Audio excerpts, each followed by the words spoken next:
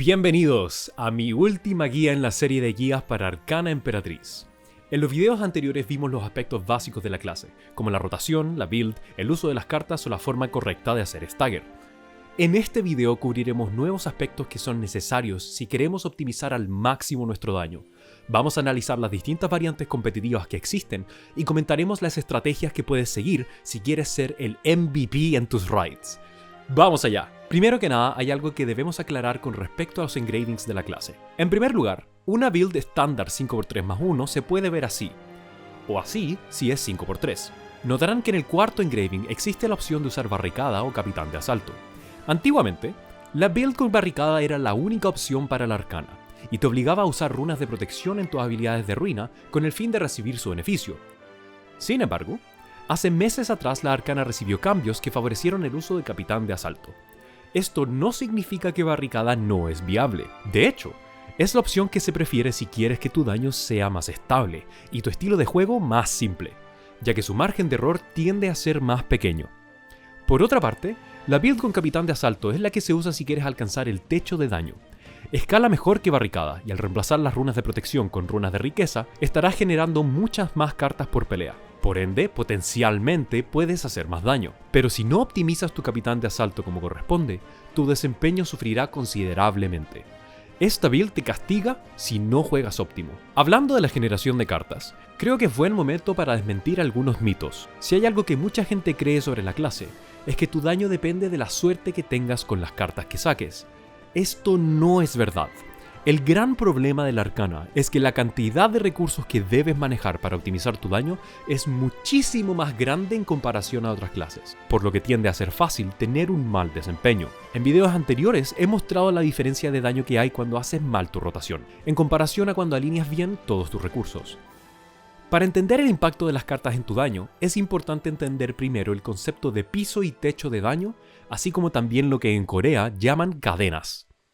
En palabras simples, el piso de daño es el daño mínimo que puede hacer tu clase si no estás jugando óptimo. Si te equivocas en tu rotación, si eres entropía y no estás haciendo daño por la espalda, si atacas en los momentos equivocados o si fallas tus habilidades en ventanas de burst, te acercas más y más al piso de daño. Esto no es lo mismo que decir que alguien directamente no esté haciendo contacto con el boss y por ende cero daño. No. Lo que ocurre es que hacen contacto en momentos inoportunos. Todos sabemos que un estallido de Blade pega muchísimo, pero si no es por la espalda, pierde un montón de valor. ¿Qué son las cadenas? Digamos que son requisitos que debes cumplir de forma diligente si quieres alcanzar el techo de daño. Por ejemplo, el requisito de entropía para las clases Back Attack, optimizar tu velocidad de movimiento si usas capitán de asalto, o atacar dentro de la ventana de tu buff de crítico. Le llaman a esto cadenas porque son aspectos de la rotación que te obligan a jugar de cierta manera, y que no te permiten lanzar tus habilidades simplemente sin pensarlo. ¿Qué sería el techo? El techo de daño es el ideal de lo que tu clase puede alcanzar. Es el resultado de jugar perfecto, no fallar ninguna habilidad y no equivocarse con ninguno de los requisitos que debes cumplir para optimizar tu daño. El techo de daño es un concepto idealizado y no realista, pero que definitivamente puede servir como referente para saber si estamos desempeñándonos bien o no.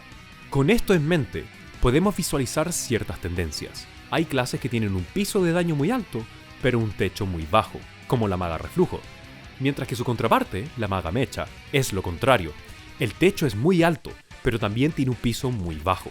Lo que pasa cuando fallas uno de tus meteoritos, ¿eh? ¿Cómo se relaciona el uso de las cartas con todo esto? Yo siempre he insistido que las cartas de la arcana no son una fuente de daño, sino más bien una fuente de potencial. Con un buen uso de las cartas es posible romper y superar los límites de tu techo de daño de una forma que no es posible para ninguna otra clase. Pero antes de perseguir ese objetivo, es crucial que seas impecable con tu rotación base. Veamos cuáles son los requisitos a cumplir de una buena rotación. Todas las clases en Lost Ark deben seguir una especie de plan de ataque. Este plan suele estar determinado por las cadenas y por las mecánicas intrínsecas de cada clase. En el caso de la Emperatriz, ese plan se vería así. Como pueden ver, no sé si habrá una clase en todo el juego que tenga más cadenas que la Arcana Emperatriz. Vamos a diseccionar sus componentes. Activar tu set de reliquia. Esta parte no es muy difícil. Mantener tu buff de velocidad de movimiento. Esto podemos hacerlo con los tripods de ciertas habilidades azules. Si usas barricada, puedes ignorar este paso.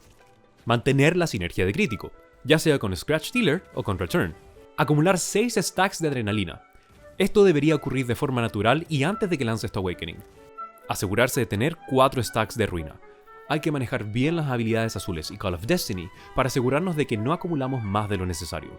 Usar buff de daño crítico. Antes de hacer los estallidos de ruina, podemos usar Call of Destiny o Return. Usar 2 ruinas dentro de la ventana de daño crítico.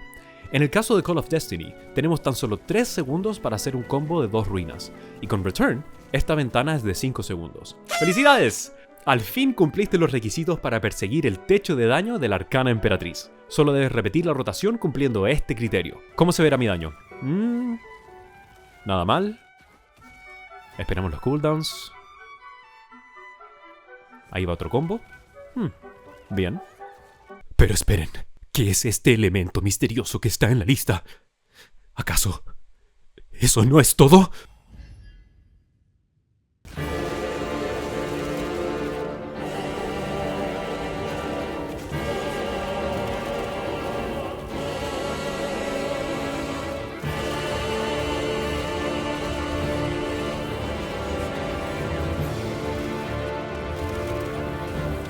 Existe una última pieza en el rompecabezas del milenio.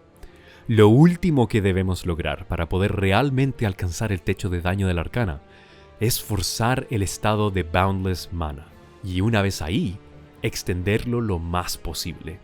A diferencia de lo que ocurre con muchas de las clases que juegan con el set de pesadilla, la Emperatriz no se beneficia tanto del efecto de adicción de maná, en comparación a lo que nos aporta estar en maná infinito. Esto se debe a que su bonificador de reducción de cooldown acelera muchísimo la cantidad de ruinas por minuto que podemos hacer en cada pelea, y su aumento de velocidad de ataque y movimiento facilita muchísimo más la optimización de nuestra rotación. Una vez llegas a este punto, tu rotación deja de ser lineal, y todo dependerá de tu capacidad para improvisar combos de ruina en una ráfaga incesante de estallidos. Esto, emparejado con el efecto de la carta de la luna, es aún más descontrolado. Esta es nuestra forma final, y si puedes alcanzarla, entenderás por qué le llaman Emperatriz.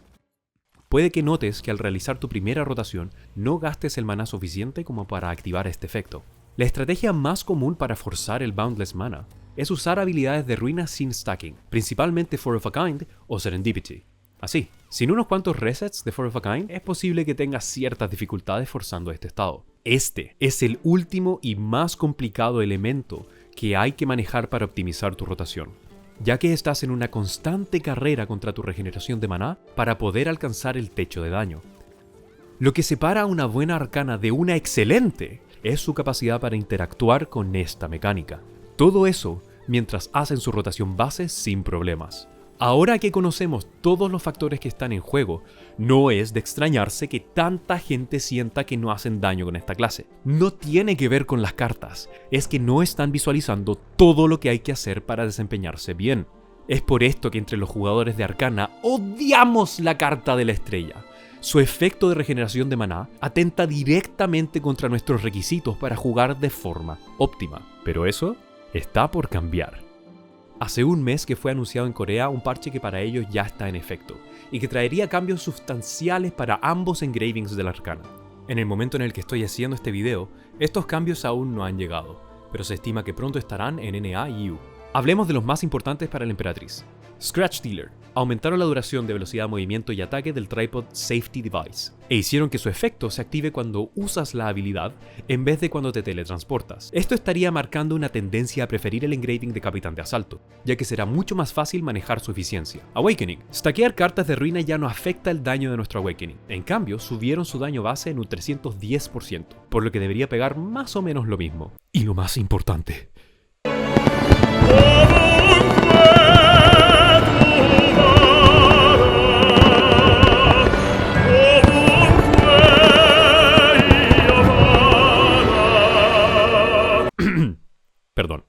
cambiaron el efecto de la carta de la estrella, haciendo que al usarla, se congele tu maná y tus habilidades ya no cuestan maná mientras dure su efecto.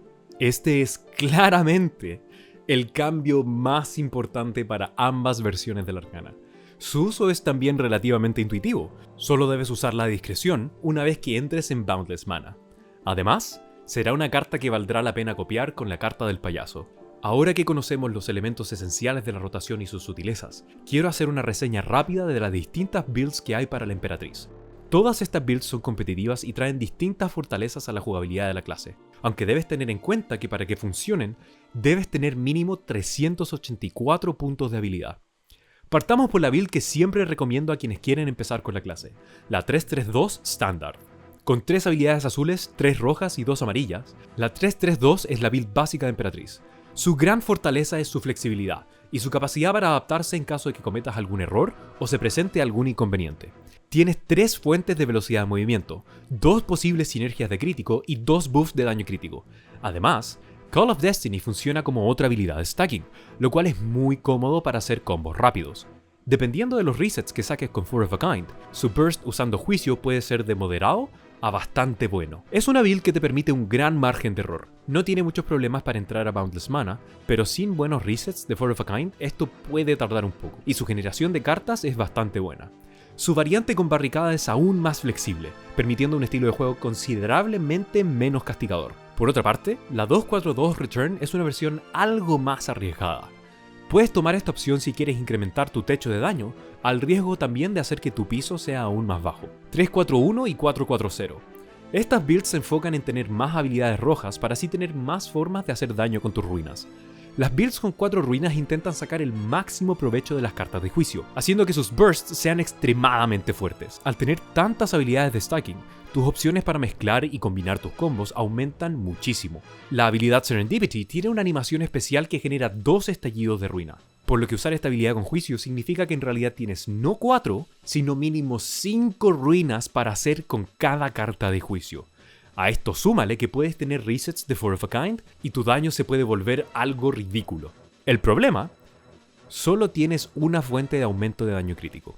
Estas builds están obligadas a terminar sus combos de doble ruina una vez los empiezan, y si nos vemos forzados a esperar a causa de ciertos patrones del jefe, o no somos prolijos ejecutando nuestro combo, lo más probable es que perdamos daño. Aquí, la 341 sería la opción más flexible, mientras que la fluidez superior de la 440, sobre todo cuando entra en Boundless, te permitirá un techo mucho más alto. Las builds de 4 ruina tienen probablemente el burst más fuerte del juego si emparejas las cartas de juicio con cartas como Rueda o Muerte. Con Rueda puedes usar Lluvia Celestial 2 veces, y garantizar los críticos de Serendipia usando la carta de la muerte es muchísimo daño, considerando que tienes un tripod que aumenta el daño crítico de Serendipia en 504%. Dicho esto, son builds que requieren un poco más de precisión y disciplina para optimizar tu plan de ataque, y que cuando entran en Boundless Mana, debes ser muy experimentado improvisando combos de ruina, ya que notarás de inmediato cómo es que la rotación no es para nada lineal. 242 Evoke y 332 Evoke. Evoke es una habilidad que genera muchísima identidad. Literalmente, te da una carta por sí sola. La idea de estas builds es que puedas generar tantas cartas que empiezas a acumular muchos buffs a la vez y con eso subes tu piso y tu techo de daño un montón. La variante 242 es en números la build con el techo de daño más alto de todas las variantes actuales, pero tiene un gran problema. Debes jugar perfecto. Al tener exactamente 3 habilidades de stacking, no puedes fallar absolutamente ninguna para poder hacer tus combos de doble ruina. A eso agrégale que estás jugando con la pequeña ventana de daño crítico que te otorga Call of Destiny. En otras palabras, una vez empiezas tu combo de ruina, debes terminarlo inmediatamente. O te encontrarás perdiendo daño porque o bien se te acaba el buff de velocidad de movimiento o el de daño crítico, y ni hablar si es que el boss hace un patrón donde se te sale de rango. El margen de error es demasiado grande. Por lo mismo, después de haber probado esa build, me cambié a su alternativa 332 Evoke. La gran diferencia está en que tu techo de daño es más bajo, porque no tienes Serendipia para burstear más fuerte usando cartas de juicio. Pero a cambio, se reduce un montón el margen de error gracias a esa tercera habilidad azul y el que tu ventana de daño crítico sea algo más prolongada. Por otra parte, con buenos resets de Four of a Kind, igual se pega bastante fuerte con cartas de juicio. 332 Stream y 440 Stream. Una build menos conocida de la Emperatriz, pero bastante flexible por los tripods que Stream of Edge tiene para ofrecer. Más que una habilidad de stacking, Stream of Edge te da un bono de velocidad de movimiento y aumento de crítico durante su duración. Por esto, en estas builds es importante que tu collar sea de especialización y rapidez en vez de spec crit. Por lo mismo se recomienda llevar incremento de masa, pero no deja de ser competitiva si vas con muñeca maldita. La idea de estas builds es usar Stream of Edge como una herramienta para simplificar tu plan de ataque. Resuelve el problema de la optimización de Capitán de Asalto y además te da tanto crítico que fallar tu sinergia de 10% no es tan terrible, aunque sí lo será para tu grupo. El enorme crítico base que entrega estabilidad hace que sea más deseable usar Serendipia, que solo pega realmente fuerte cuando hace crítico. La diferencia entre estas variantes es que la 332 tiene un piso más alto y un techo más bajo, mientras que la 440 tiene un techo más alto, pero un piso más bajo. O sea que esta última no es tan flexible. Una técnica especial de la 440 es que es la única build capaz de hacer combos de 3 ruinas en una ventana de Call of Destiny. Esto se logra poniendo mucha atención al detalle y abusando del efecto de la carta de balance. Como habrás notado, la Emperatriz tiene muchas variantes, pero independiente de cuál utilices, tu plan de ataque no cambia en lo absoluto.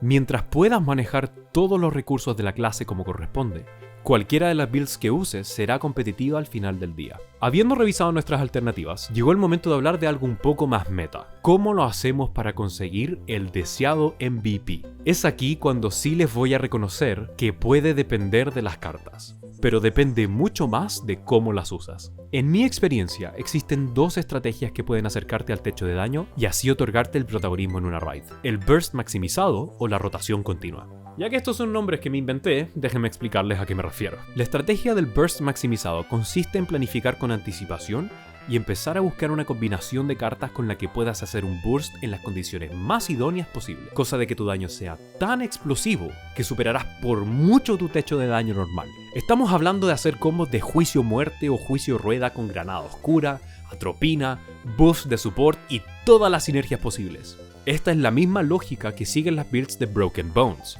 pero ya entenderás por qué presenta algunos problemas. Su gran desventaja es que no siempre podemos lograr conseguir las cartas que deseamos para el momento adecuado, debido al RNG de nuestra identidad, por lo que notarás que hay ciertas variantes que favorecen más a esta estrategia que otras. Es por esto que personalmente juego Evoke, porque me permite forzar este tipo de situaciones mucho más seguido. Genero tanta identidad que no me importa si tengo un poco de mala suerte. Eventualmente siempre consigo las cartas que quiero para esas ventanas de daño explosivo. Esto no significa que las otras variantes no puedan hacerlo. Unos buenos resets de Four of a Kind y verás cómo puedes generar identidad bastante rápido también. Aún así, debo advertirte que nunca hay garantías. Incluso jugando muy bien, puede pasar que simplemente no consigues la combinación que buscas. Y para eso debes autoimponerte ciertas restricciones. Por ejemplo, si no me sale la carta que busco en los próximos 30 segundos, usaré la carta que tengo y seguiré con mi rotación normal. O también puede ser algo como: solo intentaré armar una combinación 30 segundos antes de una ventana de daño garantizado, ya sea por mecánicas o por patrones. Mientras más tiempo retengo una carta, más estoy limitando la cantidad de veces que puedo utilizarla por pelea, ya que mientras la tenga en mi mano, no volverá a salir otra del mismo tipo. Debes tener siempre eso en mente. Usar esta estrategia puede darte momentos de verdadera catarsis, pero siempre puedes terminar arriesgando tu MVP por retener una carta más de la cuenta. Todo esto considerado, cuando planificas bien, pueden pasar cosas así. Primero tenemos oscura. Este puede ser.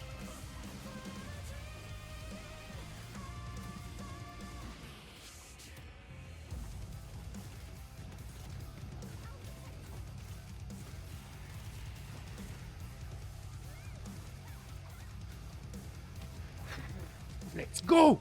La rotación continua sería el estilo de juego recomendado para la mayoría de las situaciones. Esta consiste en utilizar las cartas apenas te salgan, limitándote únicamente a respetar la eficiencia de sus efectos. Para más detalles sobre la eficiencia de las cartas, puedes revisar mi video anterior sobre la baraja de cartas. Esta estrategia tiende a favorecer un piso de daño más alto, y puedes realizarla con cualquiera de las variantes. Siempre puedes hacer un poco de planificación para aprovechar ciertas oportunidades, guardarte una carta de juicio o de muerte y burstear junto al buff de tu support, pero no verás los mismos números que podrías tener con una combinación de cartas. En general, recomiendo la rotación continua para peleas en progress, o donde usar atropina no sea realmente una opción debido a las mecánicas del jefe. ¿Cómo elegir una estrategia? Al momento de elegir una estrategia debes considerar que estas no son opciones excluyentes. Una forma de visualizarlo es como si esto fuese un espectro en el que podemos inclinarnos más a un lado o más al otro dependiendo de la situación. Por ejemplo, Una vez usas tu última tropina en una pelea, la estrategia de rotación continua tendrá más valor porque ya no puedes crear ventanas de daño tan explosivos sin esa poción. Esto tiende a pasar cuando el contenido es nuevo y la gente no tiene experiencia en las peleas, lo que genera que se alarguen bastante. También puede pasar lo contrario. Si tu grupo ya tiene muy buen daño, esperar a que te salgan las cartas adecuadas te hará rendir peor al final del día. Toma una pelea como Vaikas en Puerta 3, por ejemplo. Esta pelea se caracteriza por tener muchísimas interrupciones. Y si tu grupo está faseando muy rápido a Vaikas entre una y otra mecánica, es muy poco probable que tengas el tiempo para sacar las cartas que quieras. Ahí también es mejor seguir con la rotación continua. Por otra parte, en situaciones como la puerta 2 de Voltis, claramente me conviene usar el burst maximizado. Incluso si decido hacer la primera mitad de la pelea con rotación continua, sé que es muy buena idea prepararme y conseguir una buena combinación de cartas para la segunda mitad. Así, tras hacer la última mecánica y recibir el buff de daño, puedo reventar el techo de daño usando una combinación de cartas. Es cuestión de que me guarde una tropina para entonces, y verás unos números que no hacen ningún sentido.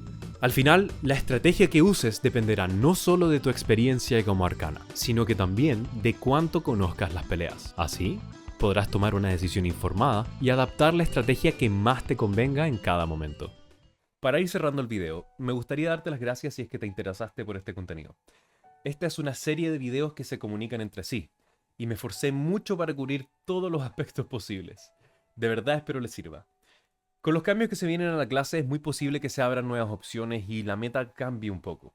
Pero yo creo que lo esencial se mantendrá. Los stackings, la administración de buffs, el manejo de las cartas, obvio.